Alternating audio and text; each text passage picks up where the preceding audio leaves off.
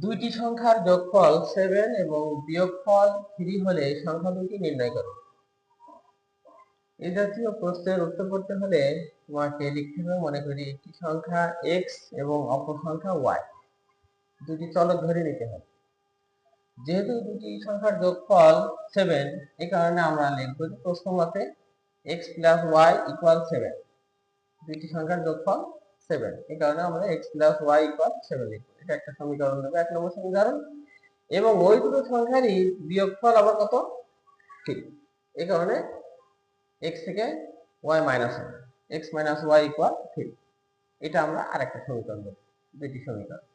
এখন 1 নম্বর এবং 2 নম্বর সমীকরণ আমরা যদি যোগ করি,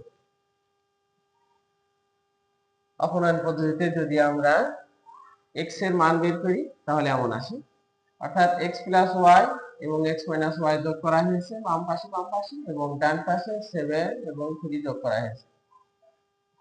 ক্যালকুলেশন করে এখানে y কেটে যাচ্ছে, তাহলে x থাকবে কয়টি? 2টি।